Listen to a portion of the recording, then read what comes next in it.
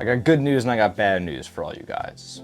The good news is gonna come after the bad news. The bad news is that know how like when we were all in middle school and we were like you with your cool basketball clothes and your very athletic aptitude who just hit the books out of my hands are gonna be a loser someday. And I am gonna be the cool person because I am smart and I just watched an interview with a celebrity where they say they got bullied too.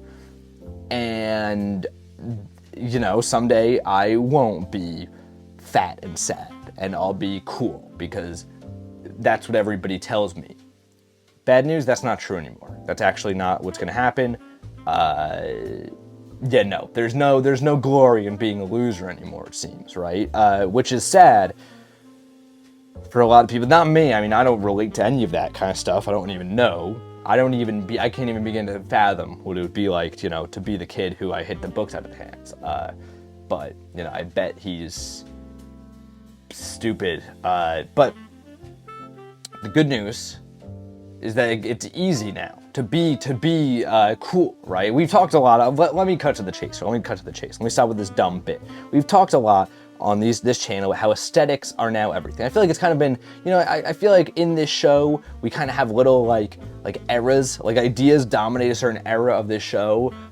For a while, I think we were talking about how like sad everybody is.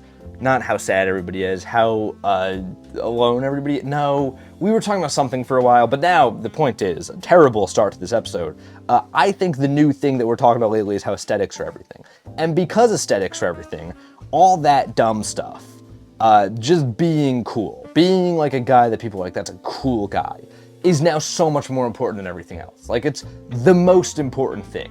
I saw this video once that was like, your success on social media is purely defined of how much people want to have sex with you. And I was like, that's stupid, that's not true. Do I think that's true? No, because that's just kind of like a gross thing to say in general, but like, there's kind of something in there, right?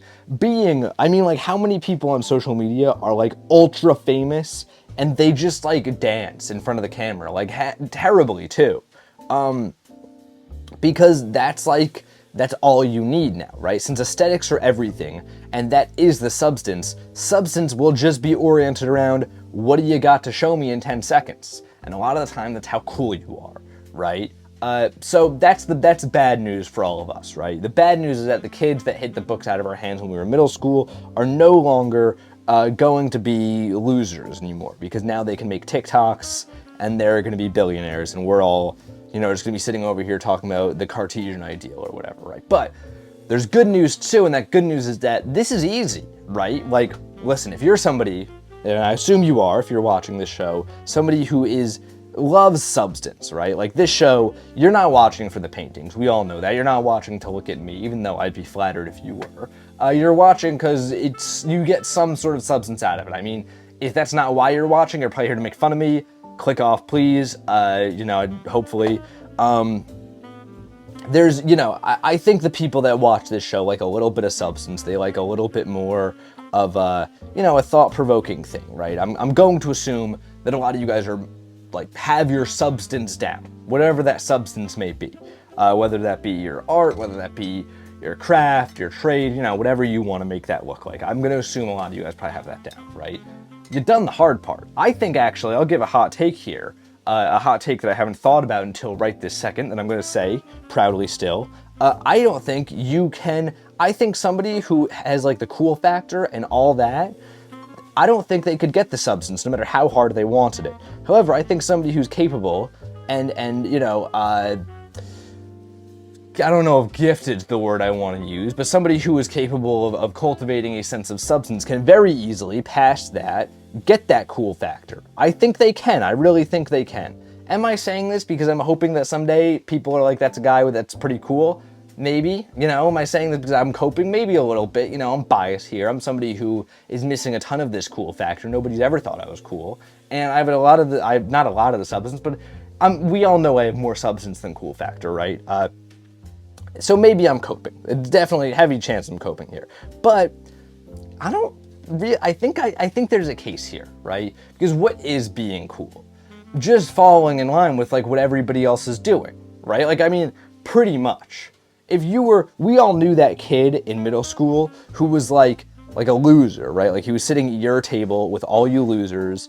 I'm not saying you guys are losers, I'm saying this is literally something that happened to me. And then he comes back the next summer and he got a Supreme shirt and the cool shoes, and he's like the coolest guy now. Like everybody's like, this guy is awesome, right?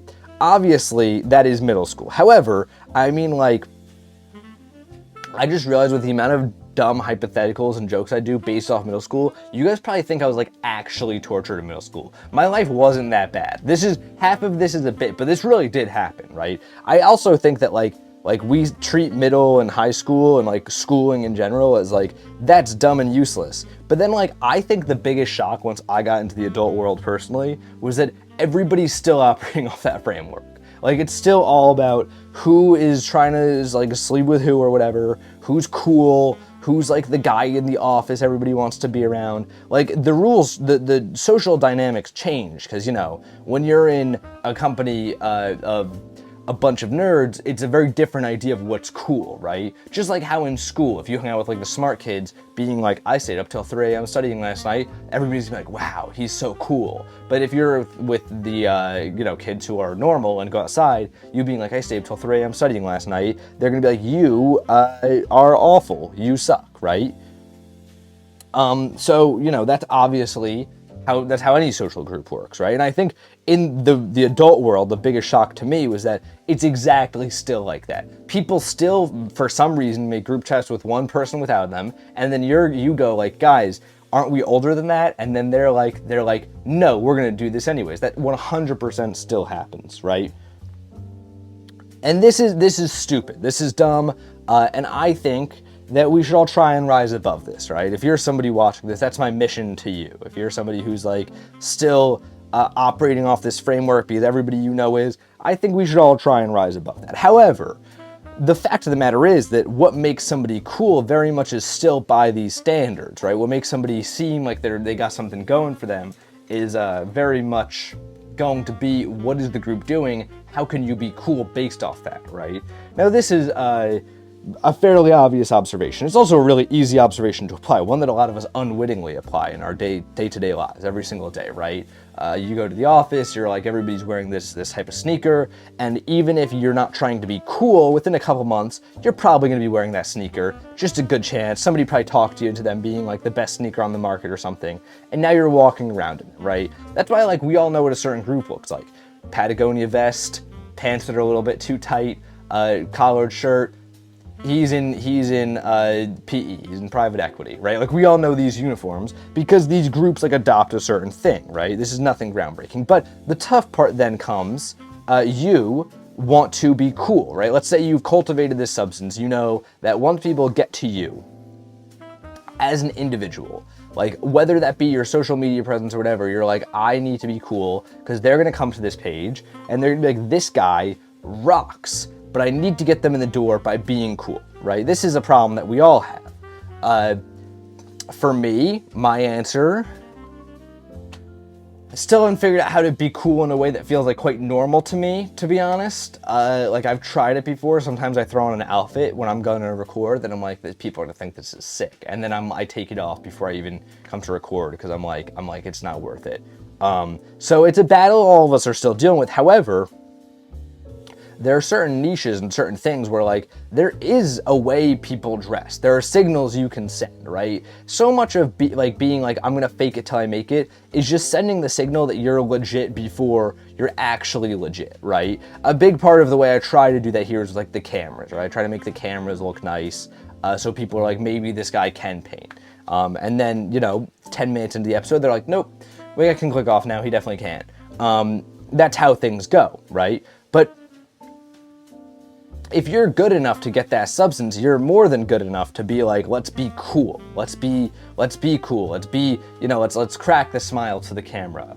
The challenge, I think, in this too, is like being cool will get you the views. Being cool will make you, and I'm using being cool, and like I'm saying it so much, I should really clarify what I mean exactly by this. I'm saying being cool in a very flexible sense. Being cool is just whatever is adopting the standards of the group you're within. For a while, I made exclusively video essays, right? So being cool then was doing the essays, the thumbnail style where you're like, with the text at the bottom and a bunch of photos all around you. That was being cool, right? The problem with being cool, though, is the thing that we're all trying to do to be successful, because aesthetics for everything. The problem that comes with that, the back half, is like, it's a very good way to be a flash in a pan, but you want to build a well-stoked fire because you are making something of substance, right? If you're a substance guy, which I'm assuming most of you are. How do you do that? I think the way to do that is to find a way to be cool that is genuinely authentic. If I'm being honest, right? This is my theory of how this works as somebody who is not very successful on social media numbers-wise. I consider myself a great success based on the people who enjoyed the series, and I'm greatly fulfilled by it, but numbers-wise, nobody's looking at me as the next Mr. Beast, right? So, listen to my advice or don't. This isn't even really advice. This is just why I think being cool is so important, right? I think, though, that when you can find a way to be cool and also be authentic, that is when everybody is going to be like, this is something to stick around for. I think that combination of fitting in with the in-group while being your own person is what is going to separate the difference between the people that are flashes in the pan on social media versus the people that build well-stoked fires that can offer substance. And my hottest take of all, I think we're entering the era of substance on social media. I think that within 5 years,